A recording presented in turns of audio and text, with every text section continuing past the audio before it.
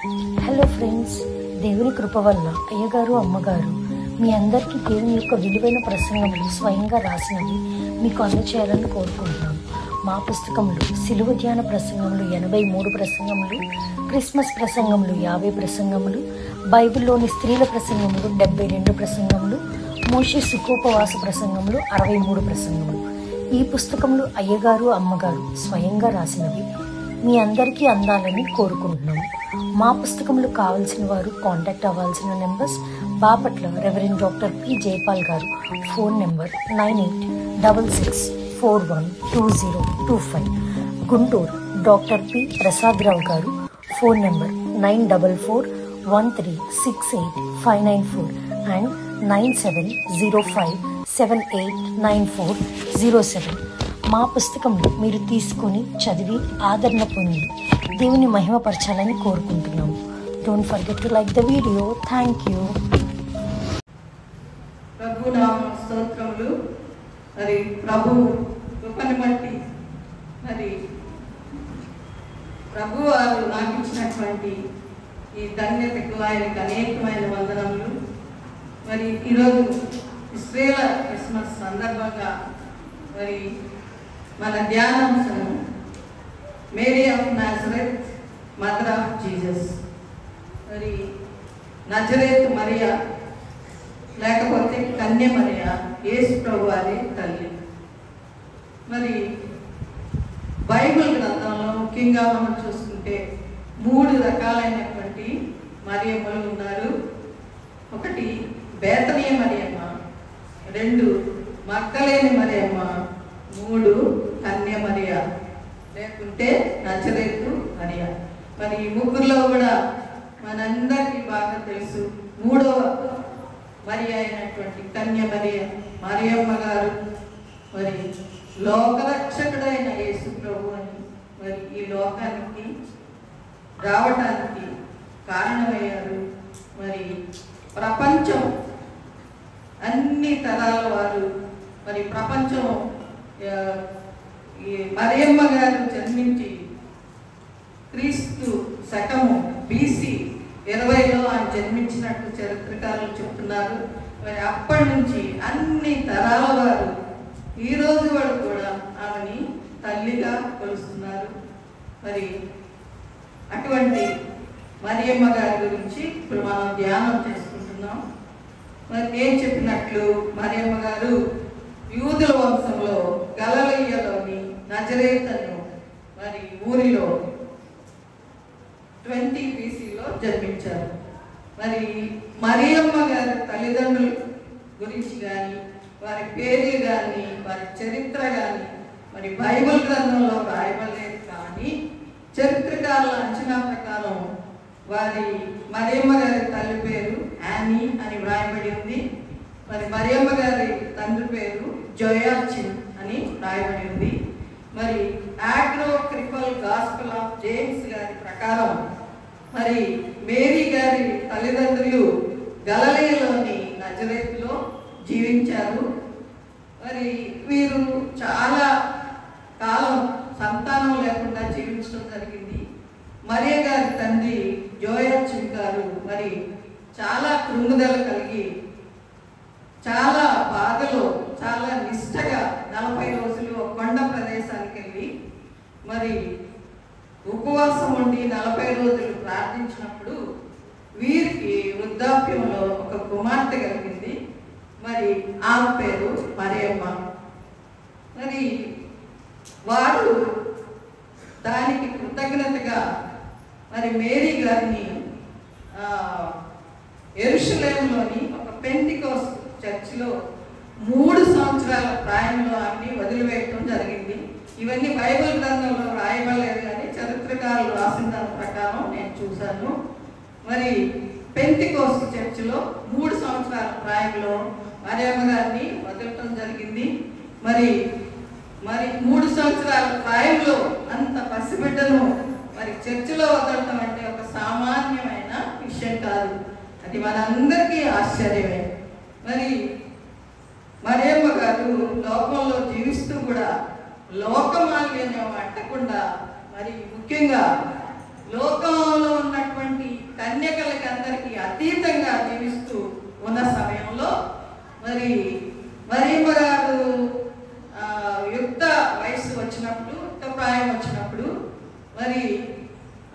యోసేపు అనేటువంటి ఒక పురుషునికి ప్రదానం చేయడం జరిగింది. మరి ప్రదానం చేయబడినటువంటి 6వ నెలలో మరి గాబ్రియల్ దూత ప్రత్యక్షమై మరి ఏమి సెలవిచ్చింది, మరి ఏమి ఆ తర్వాత కథ అంతా మనందరికీ తెలుసు, బైబిల్లో స్పష్టంగా వ్రాయబడి ఉన్నది. కనుక మనం కన్య మరియ గారి గురించి నేర్చుకుంటున్నాం. ఈ కన్య మరియ మనం చెప్పుకున్న రీతిగా ప్రపంచ స్త్రీలందరిలో కూడా గనురాలు, మరి ప్రపంచానికి మాదిరికరంగా మరి అన్ని తరాల వారికి అన్య తరాల వారికి ధన్యురాలుగా మారింది. మరి కన్యకగా జీవిస్తూ కూడా దేవుని కృపను ఆమె పొందుకుంది. మరి ఈ లోకంలో యేసు ప్రభు వారు మరి జన్మించడానికి శారీరకంగా మరి ఆమెను వాడుకున్నాడు. తర్వాత యేసు ప్రభుకు తల్లిగా ఆమె చేయబడింది. తర్వాత ఆమె జీవితం ధన్యకరమైంది. మరి ఈనాడు ప్రపంచం మొత్తానికి ఆశీర్వాదకరంగా ఆమె మారటం మనకి గమనించవచ్చును. క్లుప్తంగా మరియమ్మ గారి చరిత్ర అది. సరే, ఈ విషయము బైబిల్ గ్రంథంలో ఎక్కడ వ్రాయబడిందంటే లూకా సువార్త 1వ అధ్యాయము. మీరు చదవనవసరం లేదు కానీ దయచేసి వినండి. లూకా సువార్త 1వ అధ్యాయము 26వ వచనంలో గాబ్రియల్ దూత యొక్క ప్రవచనం మనం చూస్తాం. 6వ నెలలో గాబ్రియల్ దేవదూత గలిలయలోని నజరేతు ఊరిలో దావీదు వంశస్థుడైన యోసేపు అను ఒక పురుషునికి ప్రదానం చేయబడిన కన్యక యొద్దకు దేవుని చేత పంపబడెను. మరి ఆమె గురించి పరిశుద్ధాత్మ దేవుడు అమూల్యమైన విషయాలు మరి ఇక్కడ వ్రాయించాడు.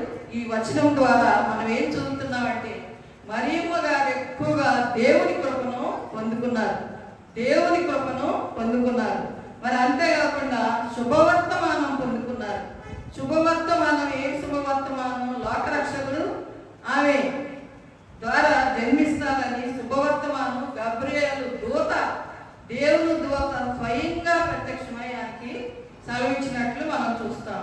తర్వాత ఇంకొక అంశం ఏంటంటే ప్రభువు తోడై ఉన్నాడనేటువంటి వాగ్దానం పొందుకుంది. ప్రభువు తోడై ఉన్నాడు అనేటువంటి వాగ్దానం, ప్రభు వారు మనకు తోడై ఉన్నారు అని వాగ్దానం ఉంటే ఇంకా మన జీవితాలు కూడా ధన్యకరంగానే ఉంటాయి.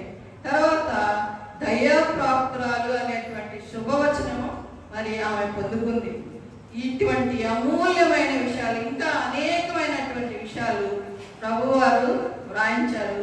మరి ప్రపంచంలో ఆనాటి కాలంలో మనం చూస్తే చాలా మంది, ఎంతో మంది అందగత్తులు ఉండవచ్చు, మరి ఆస్తికర్తలు ఉండవచ్చు, అంతేకాకుండా ప్రఖ్యాతిగాంచినటువంటి వారు ఉండవచ్చు, మరి హోదాలు కలిగిన వారు ఉండవచ్చు.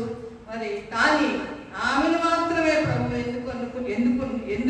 ఎన్నుకున్నారు అంటే ఆమెలో ఉన్నటువంటి దాగి ఉన్నటువంటి ఒక ఆధ్యాత్మికమైనటువంటి అమూల్యమైనటువంటి విషయాన్ని బట్టి ఆమెకి ధన్యత లభించింది. ఏం ధన్యత లభించింది? దేవుని కృపను పొందుకుంది, మరి శుభవర్తమానం అందుకుంది, ప్రభు తోడైనటువంటి వాగ్దానం పొందుకుంది, అదేవిధంగా దయాప్రాప్తురాలు అనేటువంటి శుభవచనం పలుకుతుంది. కాబట్టి ఇక్కడ మనం ఏం నేర్చుకుంటున్నామంటే ప్రభువారు ఎన్నుకోవడానికి కొన్ని ఆధ్యాత్మికమైనటువంటి కారణాలు ఉన్నాయి.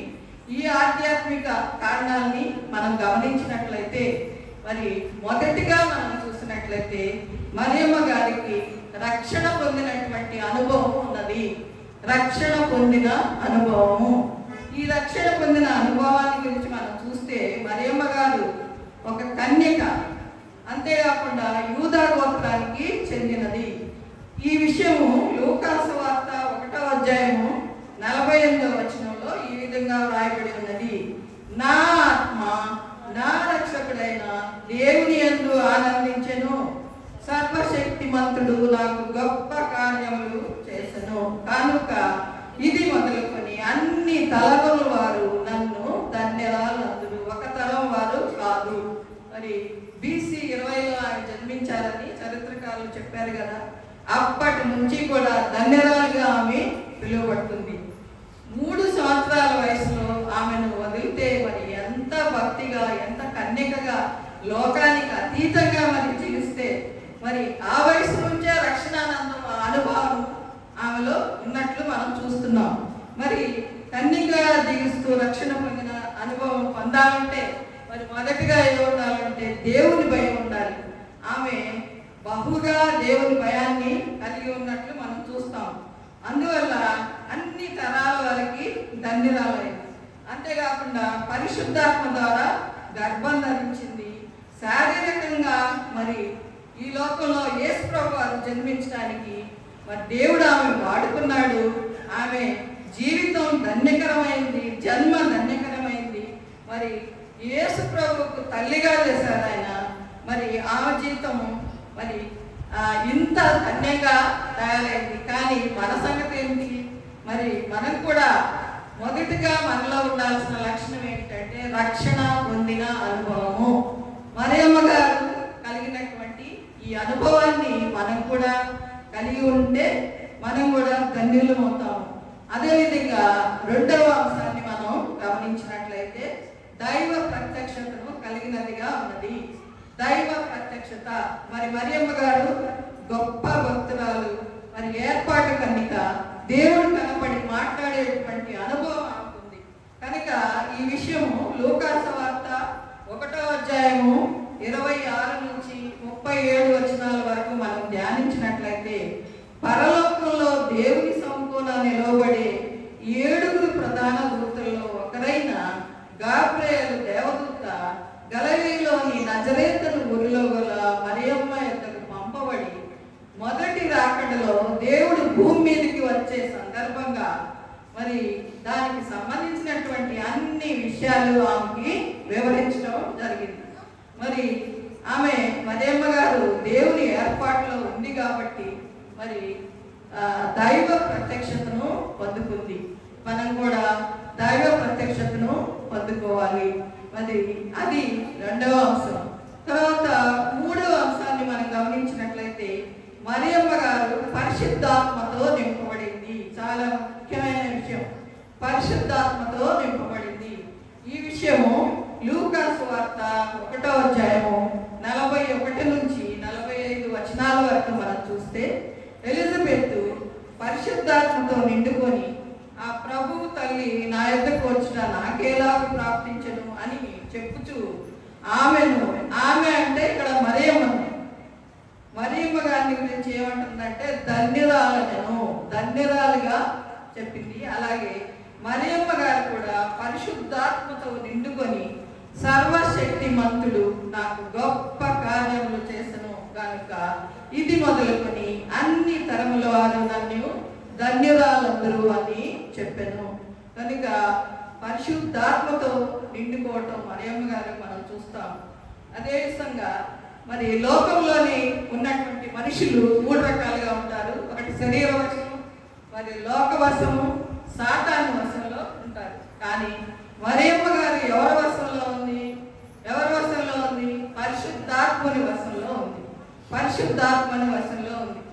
యోవేలు 2వ అధ్యాయము 28 వచనంలో ప్రభువారు ఏం చెప్తున్నారంటే నేను సర్వ జనుల మీద నా ఆత్మను కుమ్మరిస్తును అని దేవుడు మరి స్పష్టంగా చెప్తున్నారు. కనుక మన మీద కూడా ఆయన ఆత్మను కుమ్మరిస్తారు. ఎప్పుడు కుమ్మరిస్తారు? ఎప్పుడు కుమ్మరిస్తారు? పరిశుద్ధాత్మని ఆయనకు లోబడినప్పుడు, ఆయన బిడ్డలుగా మనం జీవించినప్పుడు, ఆయనతో మనం సహవాసం చేసినప్పుడు. మరి మరియమ్మ గారి మీద పరిశుద్ధాత్మని ఎలా కుమ్మరించారు అలాగే మన మీద కూడా పరిశుద్ధాత్మని కుమ్మరిస్తారు. తర్వాత అంశానికి వచ్చినట్లయితే మరియమ్మ గారు ప్రదానం చేయబడింది. లూకాసు సువార్త 1వ అధ్యాయము 26-27లో మనం చూసినట్లయితే దావీదు వంశస్థుడైన యోసేపు అనే పురుషునికి ప్రదానం చేయబడిన కన్యక యొద్దకు గాబ్రియేలు దేవదూత దేవుని చేత పంపబడెను. మరి ప్రదానం చేయబడింది. తర్వాత 2వ కొరింథీ 11వ అధ్యాయము 2-3 వచనాల్లో మనం చూసినట్లయితే దైవాశక్తితో మీ ఎడల ఆసక్తి కలిగి ఉన్నాను. ఎందుకనగా పవిత్రురాలైన కన్యకగా ఒక్కడే పురుషునికి అనగా క్రీస్తుకు సమర్పించవలెనని మిమ్మును ప్రదానము చేసుకొనుచున్నాను. ఇది ఎవరి గురించి అంటున్నారు? మనల్ని గురించి మరియమ్మ గారిని ఏ విధంగా ప్రదానం చేసుకున్నారో యేసేపు గారికి, మరి అదేవిధంగా మనం కూడా మరి మరియమ్మ గారిని చేసినట్లుగా క్రీస్తుకు మనం సమర్పించుకుంటే మనల్ని కూడా ఆయన ప్రదానం చేసుకుంటారు. హోషేయ గ్రంథము 2వ అధ్యాయము 19వ వచనంలో మనం చూస్తే, నీవు నిత్యము నాకుంటున్నట్లుగా నేను నీతిని బట్టి తీర్పు తీర్చుట వలన దయా దాక్షిణ్యములు చూపుట వలన నిన్ను ప్రదానము చేసుకొందును అని వ్రాయబడినది. దీన్ని బట్టి మనం కూడా క్రీస్తు ప్రభువుకు ప్రదానం చేయబడి ఉన్నాం. కనుక ప్రదానం చేయబడటం, ఈ దేవుడి యొక్క వాగ్దానాలు పొందటం, రక్షణ పొందటం ఎప్పుడు ఏమి జరుగుతాయి అంటే ప్రభువుతో సహవాసం చేసినప్పుడు. తర్వాత నెక్స్ట్ అంశానికి మనం వస్తే, దేవుడితో సహవాసం చేసింది. మరి దేవుడితో సహవాసం అందరికీ ఉండదండి. దేవుడితో సహవాసం చేయాలంటే సామాన్యంగా మరి నజరేతు అనే ఊరిలో దూత ప్రత్యక్షమై ఏం చెప్పిందంటే, మహా సంతోషకరమైనటువంటి శుభవర్తమానం ఆమెకి అందించింది. మరి బైబిల్లో కొంతమందికి మాత్రమే మరి దేవునితో సహవాసాన్ని కలిగి ఉన్నారు. ఉదాహరణకి కొర్నేలు గారిని మనం తీసుకున్నట్లయితే, కొర్నేలు గారు చేసినటువంటి ప్రార్థన, ఆయన చేసినటువంటి ధర్మ కార్యాలు మరి గురించి, ఆయన మంచితనాన్ని గురించి వివరించడానికి దూత ప్రత్యక్షమై మాట్లాడినట్లు మనం గ్రంథంలో చూస్తాము. అదేవిధంగా పేతురు గారు, మరి అబ్రహాము, మరి ఏలియా దగ్గర కూడా దూత ప్రత్యక్షం అవడం మనం గమనించవచ్చు. మరి మరి మన సంగతి ఏమంటారు? మన సహవాసం ఎటుంది? మనం ఎటు సహవాసం చేస్తున్నాం? ఎవరితో సహవాసం చేస్తున్నాం? మరి మనం కొందరు డబ్బుతో సహవాసం చేస్తారు, మరి కొందరు చెడు సంబంధాలతో సహవాసం చేస్తారు, కొంతమంది అందంతో సహవాసం చేస్తారు, కొంతమంది ఆస్తులతో సహవాసం చేస్తారు. మరి అటువంటి వారికి దేవుడి ప్రత్యక్షత ఉంటుందా అంటే, దేవుడి సహవాసం ఉంటుందా అంటే ఉండదు. కాబట్టి దేవుడి సహవాసం చేయాలంటే మనతో మరి మన ప్రార్థనా జీవితం అనేది ఉండాలి. ప్రార్థనా జీవితాన్ని బట్టి దేవుడు ఆయన మనతో కూడా సహవాసం చేయడానికి సిద్ధంగా ఉన్నారు. తర్వాత ప్రభువును గణపరిచి, నెక్స్ట్ అంశం ఏంటంటే ప్రభువును గణపరిచి. మలాకీ గ్రంథము 1వ అధ్యాయము 6వ వచనంలో సెలవిచ్చినట్లు, నా ప్రాణము ప్రభువును గణపరచుచున్నది అని ఆమె సెలవిచ్చింది. మరి స్తుతి స్థితిని మారుస్తుంది. మరి మరియమ్మ గారు ప్రభువును గణపరిచింది. బైబిల్ గ్రంథంలో ఏం రాయబడి ఉందంటే, స్తుతి మరి చేయుట యథార్థవంతులకు శోభస్కరం అని రాయబడి ఉంది. కనుక మనం కూడా ప్రభువును గణపరచాలి, ప్రభువుని స్తుతించాలి. మరి ఆయనకి ఎంత సమయం వెచ్చిస్తున్నాం మనం స్తుతించడానికి, ఆయన సన్నిధిలో ఎంత సమయం మనం గడుపుతున్నాం అనుకుంటాము. అందరికీ ఆలోచనలు ఉంటాయి, నేను తప్పకుండా చేస్తాను. ఇటువంటి వాక్యాలు ఏమన్నా విన్నప్పుడు భలే ఆవేశం కలుగుద్ది మనల్లో. కానీ సమయానికి వచ్చినప్పుడు మాత్రం సైతాన్ గాడు మరి పక్కనే ఉంటాడు కదా, ఇంకా కొంచెం ఉందాము, ఇంకా కొంచెం సమయం జాప్యం చేద్దాము అనేటువంటి ఆలోచన మనకి ఉంటుంది. కనుక ఇక్కడ విషయం ఏంటంటే ప్రభువుని మనము కనపరచాలి. తర్వాత నెక్స్ట్ అంశానికి వస్తే, దీనత్వాన్ని కలిగి ఉన్నది మరియమ్మ గారు. దీనత్వం ముఖ్యంగా ఒక విషయం చెప్పాలి ఇక్కడ, దేవుడు మనల్ని హెచ్చించాలంటే మొదటి క్వాలిఫికేషన్ ఏంటంటే దీనత్వం. మరి ఆ విషయము 1వ పేతురు 5వ అధ్యాయము 5వ వచనంలో రాయబడి ఉంది. మీరందరూ ఎదుటి వాని ఎడల దీన మనస్సు అనే వస్త్రం ధరించుకొని మిమ్మును మీరు అలంకరించుకొనుడి. దీన వస్త్రము అనేటువంటి దాన్ని మీరు ధరించుకోవాలని సెలవిస్తున్నారు. అంతేకాకుండా దేవుడు అహంకారాలను ఎదిరించి దీనులకు కృప అనుగ్రహించును.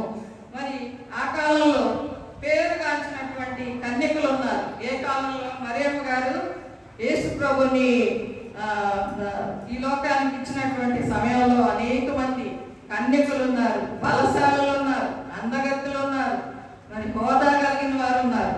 మరి ఆమెను మాత్రమే ఎందుకు ఎన్నుకున్నారు ప్రభు వారు అంటే, మరి ఆమె ఎంత ఉన్నా కూడా ఆమె దీనత్వాన్ని ప్రభువారు మరి రంగు ఉన్నా, మరి అందం ఉన్నా, మరి మనకి ఏమున్నా మనలో ఏం కావాలి అంటే దీనత్వం కావాలి. మరి మరి నిన్ను ఎవరైనా చూస్తే నీలో ఎవరు కనిపించాలి? ప్రభు కనిపించాలి. కాబట్టి అటువంటి దీనత్వాన్ని మనం కూడా అలవర్చుకోవాలి. ఇక్కడ ప్రభు వారి దీనత్వాన్ని ఒక్కసారి మనం ఆలోచిస్తే అద్భుతమైన దీనత్వం, అమోఘమైనటువంటి దీనత్వం, చెప్ప శక్యం కానీ దీనత్వం, ప్రభువారి దీనత్వం. మరి ఆయన విషయాన్ని మనం చూసుకుంటే ప్రభువారి దీనత్వం, మరి ఆయన ఎక్కడ జన్మించారండి?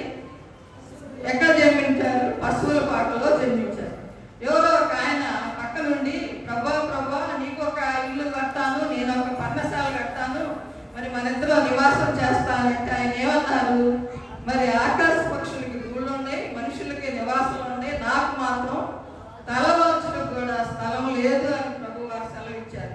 అంత దీనుడు, అంత తగ్గించుకొని మరి ఈ లోకానికి వచ్చి ఆయన ఆకాశం నుంచి కింద వరకు ఉన్నటువంటి ఆస్తి మొత్తం ఆయనదే. కానీ ఆయన పశువుల పాకలో జన్మించారు. అదేవిధంగా ఆయన ప్రయాణం ఏంటంటే ఎప్పుడు దోణిల్లోనే ప్రయాణం చేసేవారు. ఆ కాలంలో విమానాలు లేవు, మరి ఇంకా ఆయన స్పెషల్ ట్రైన్లు లేవు, ఏమీ లేవు, మరి ఇంత రాకెట్లు లేవు. దోణిల్లో మాత్రం ఆయన ప్రయాణం చేశారు. కానీ ఎవరితో చేసేవాళ్ళు అంటే పేదవాళ్ళతో ఆయన ప్రయాణం. పేదవాళ్ళు అంటే ఎవరిక్కడ? జాలరు, చేపలు పట్టే వాళ్ళతో ప్రయాణం చేయడం జరిగింది. మరి మరి చివరిగా శిష్యుల పాదాలు కూడా కడిగారు. కడిగినంతగా ఆయన తగ్గించుకున్నారు. కనుక ప్రభువారి పోలినటువంటి దీనత్వం మనలో ఉండాలి. ప్రభువారిని పోలిన దీనత్వం మనలో ఉండాలి. అప్పుడే మరి మనం కూడా ప్రభువారు మనకి కావలసినటువంటి ఆశీర్వాదాలు ఇస్తారు. సో ఇక్కడ పాయింట్ ఏంటంటే దీనత్వాన్ని మనము కలిగి ఉండాలి. దీనత్వాన్ని కలిగి ఉండాలి. తర్వాత నెక్స్ట్ విషయం ఏంటంటే దేవునికి మరియమ్మ గారు విధేయత చూపింది. దేవునికి విధేయత చూపింది. మరి మరియమ్మ గారి జీవితంలో ఎంత కష్టమైనా సరే, ఎంత కష్టంగా ఉన్నా సరే, మరి తన కష్టాన్ని ఇష్టంగా మార్చుకున్నారు.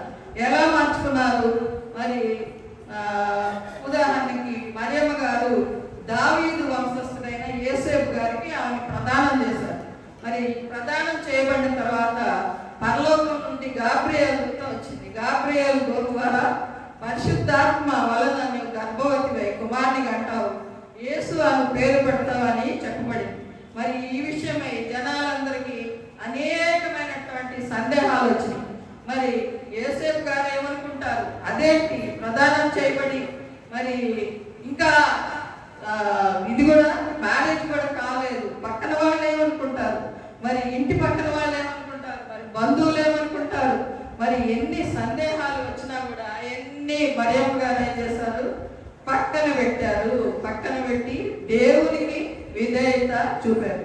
మరి స్త్రీలమైనటువంటి మనము మరి దేవుని మాటలకు లోబడాలి, దేవుని ఆజ్ఞలకు లోబడాలి, మరి పెద్దలకు లోబడాలి. మరి మన ఇష్టాన్ని కొట్టివేసుకుని దేవుని ఇష్టానికి మనం తల వంచాలి.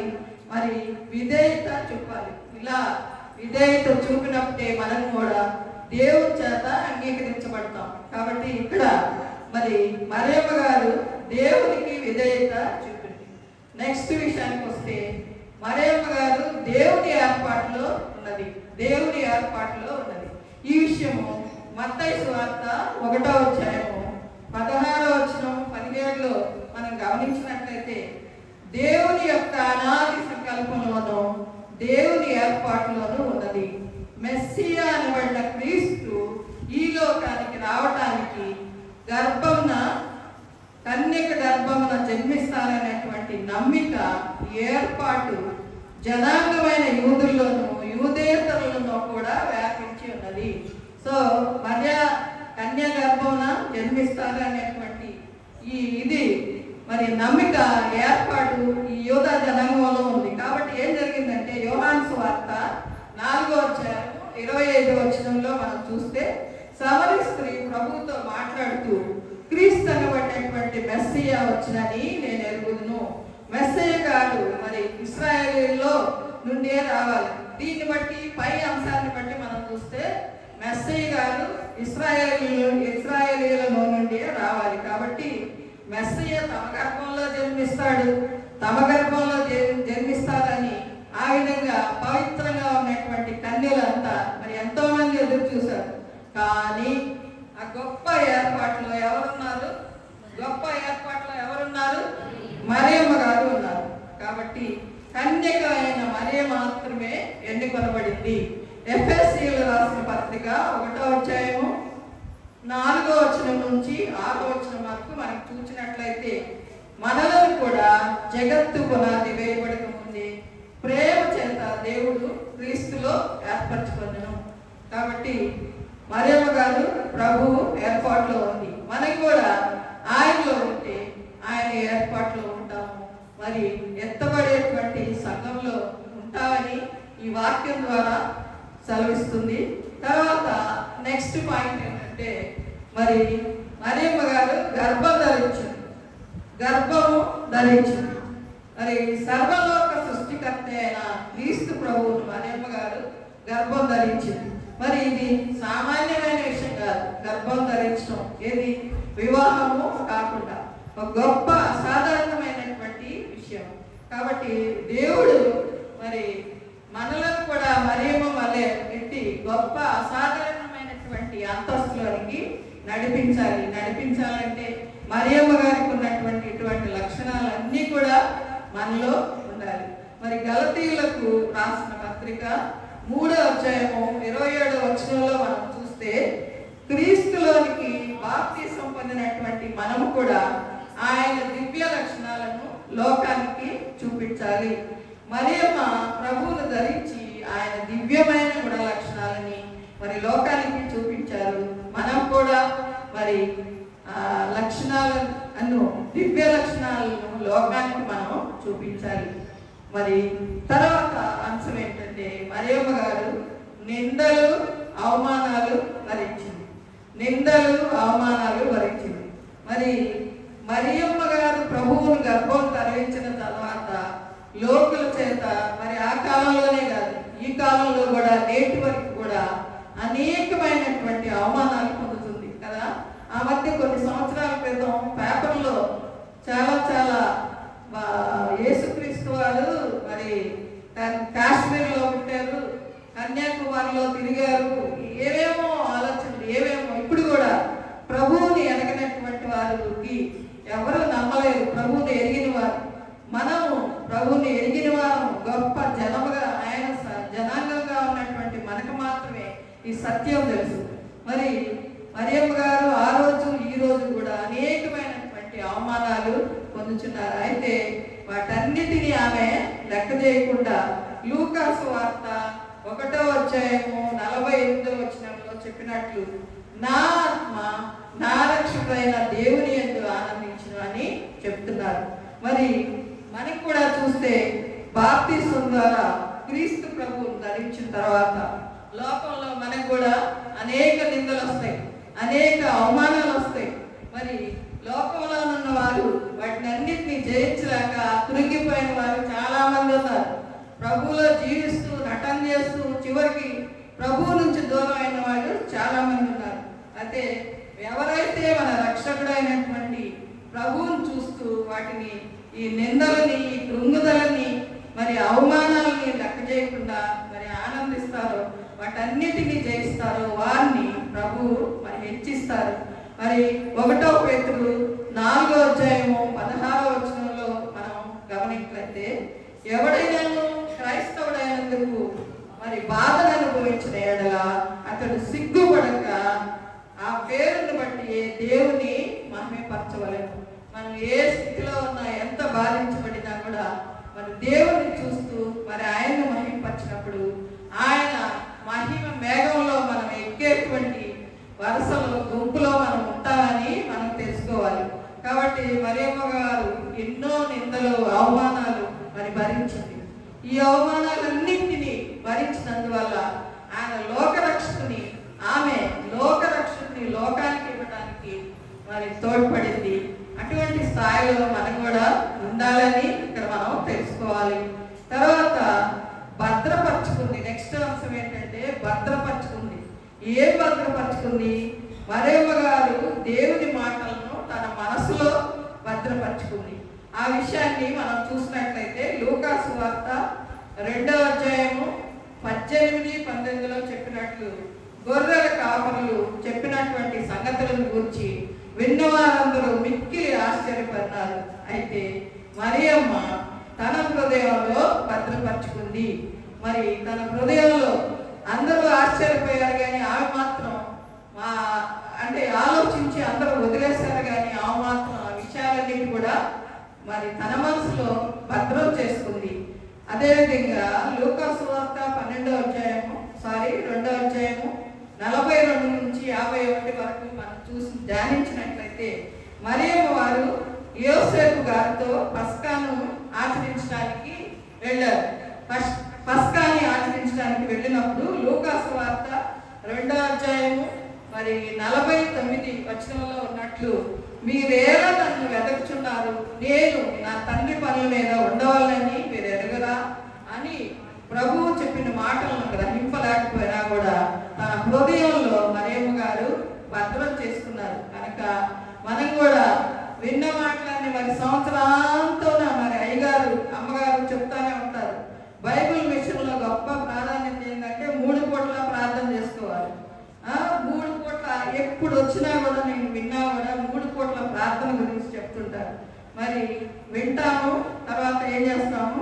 వదిలేస్తాము. అందరినీ అంటలే, నేను ప్రార్థన చేయని వాళ్ళని అంటున్నాను. కాబట్టి ఆయన మాటలను మరి మనం భద్రం చేసుకోవాలి. అప్పుడే దేవుని కృప మనకి తోడై ఉంటుంది. తర్వాత సమర్పణ భావం కలిగి ఉంది. నెక్స్ట్ అంశం ఏంటంటే సమర్పణ భావం కలిగి ఉంది. మరి కన్యక గర్భం దాల్చడం అనేది నిందాస్పదం కదా, ఇందాక నుంచి మనం చెప్పుకుంటూనే ఉన్నాం, నిందాస్పదం. కానీ దేవుని కొరకు ఆమె సమర్పణ భావాన్ని కలిగి ఉన్నది. మరి నీతిమంతుడైన యోసేపు సమాజానికి భయపడ్డాడు. ఆయన ఎట్లయినా మగ ఆయన కదా, ఆయనకి చాలా రకాలైనటువంటి మరి వాళ్ళ ఫ్రెండ్స్ దగ్గర కానీ వాళ్ళ బంధువుల దగ్గర కానీ ఇదేంటి ప్రదానం చేయబడింది, మరి గర్భవతి అయింది అని మరి ఆ విషయం మనం బైబిల్ గ్రంథంలో కూడా చూస్తాం. ఆమెని రహస్యంగా విడనాడాలి అంటే వదిలేయాలి అని అనుకున్నారు. కానీ ఆమె ఎక్కడుంది? ఆమె ఎట్లా ఉంది? దేవుని ఏర్పాటులో ఉన్నది. సో దేవుని ఏర్పాటులో ఉన్నది కనుక, ఆయన కూడా దేవుని ఏర్పాటులో ఉన్నాడు కనుక ఆమెను వదిలివేయకుండా చాలా మర్యాదగా చూసుకోవటం జరిగింది. కాబట్టి సమర్పణ కోసం ఆమె ఎన్ని బాధలు అనుభవించినా, ఎన్ని నిందలు అనుభవించినా, అవమానాలు పడ్డా, గర్భం దాల్చినప్పుడు కూడా మరి ఎంతమంది హేళన చేసుకుంటారా, మరి ఎంతమంది హేళన చేసినా, ఎవరు ఏం చేసినా కూడా ఆమె భరించింది. ఆయనకి సమర్పించుకుంది. తన ప్రాణాన్ని మరి తన శరీరాన్ని ఆయనకు అప్పగించుకుంది. సమర్పణ కలిగి ఉంది. కాబట్టి ఆమె ధన్యురాలైంది. యేసుప్రభు వారికి తల్లిగా అయింది.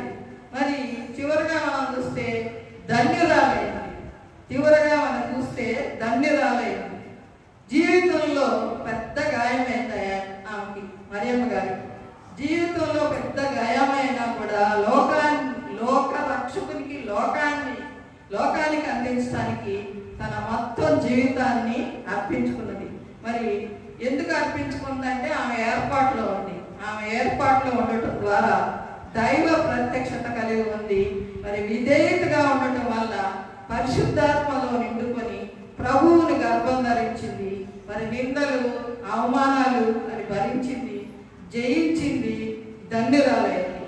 మరి మహిమ బాలను ఎత్తుకొని ముద్దాడి పాలించినటువంటి ఘనత ఆమెకే దక్కింది. కనుక ఆమె ఎవరు? ధన్యురాలు.